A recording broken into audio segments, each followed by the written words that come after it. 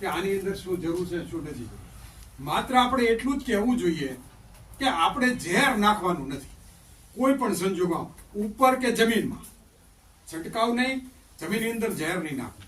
આટલું કહેશો એટલે ખેડૂત, મારો એક અનુભવ છે આ પ્રેક્ટિકલ, આટલો અનુભવ કરશું ને એટલે આપણે ઓટોમેટિક સાત્વિક ખેતી અને સમૃદ્ધ ખેતી અને સંસ્કારવાળી ખેતી એની મેળે ખેડૂત પોતે ઊભો થઈ જાય. પણ ઘણી વખત ખેડૂતો ભ્રમમાં આવી જાય છે. દાખલા તરીકે આપણે એમ કહીએ કે આ ભાવ મળશે અને આ ભાવ લેશે. ભાવ માટે કોઈ ખેતી કરવી જોઈએ નહીં. આ પ્રકારની એણે માત્ર ને માત્ર ઝેર રહિત ખેતી કરવી જોઈએ. ઝેર રહિત ખેતી કરશે ઓટોમેટિક એને ભાવ મળશે. અને માર્કેટમાં દાખલા તરીકે શાકભાજી 20 રૂપિયા કિલો ઊંચી વેચાતી હોય, તમે 20 રૂપિયા કિલો તો તમે ઓર્ગેનિક કહેશો અને ખાતરીબંધ તમારો વિશ્વાસ કેળવશો એટલે 20 રૂપિયા આરામથી તમારી ઘરે આવીને લોકો લઈ જશે. વાતાવરણ તેવું બની જ ગયું છે. પણ હવે ખેડૂતો ઘણીવાર વિધવામાં પડી જાય છે કે ભાઈ આના ભાવ મળતા નથી, આ હું જોઉં સાંભળું છું, આના આ કરીને આ નુકસાન થાય. ખરેખર એવું કાંઈ હોતું, હું ઘણા વર્ષોથી આ ખેતી હું કરું છું, તો ખરેખર ભાવની વાંહે ખેડૂતોએ કોઈ દોડવું જોઈએ નહીં.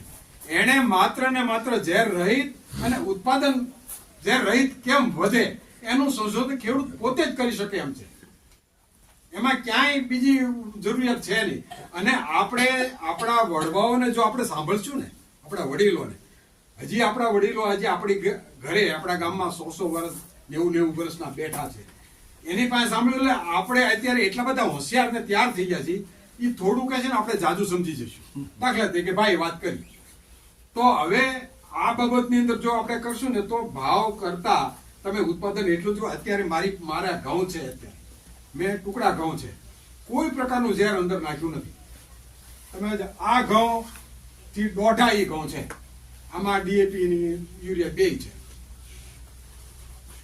અને મારા ઘઉંમાં નથી. તમને આ એકલા જો આ દિનેશભાઈ 2 દી પહેલા જ ત્યાં જોવા આવ્યા, જોઈ ગયા. એટલે મારું કહેવાનું તાત્પર્ય એ છે કે આપણા ખેડૂતમાં એક માનસિકતા બની ગઈ છે કે ભાઈ ભાવ આપણે મળતા નથી, આમાં આટલું મહેનત કરીને આટલો ખર્ચો કરીએ છીએ એટલે આ કોણ કરે, એમ કરીને વળી પાછા ખેડૂતો ડીએપી યુરિયામાં રિવર્સ થાય છે.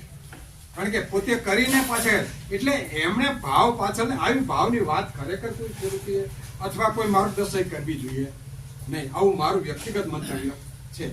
તો આ બાબતે પણ જે કંઈ આપણા કાર્યકર્તાઓ પ્રચાર કાર્ય કરતા હોય એને એવું જ કહેવું જોઈએ કે તમે એક વખત અનુભવ કરો, તમે પોતે જ વૈજ્ઞાનિક છો, તમે પોતે જ આ બધું કરી શકો એમ છો, તમારામાં આ તાકાત પડી છે પણ તમે ભૂલી ગયા છો.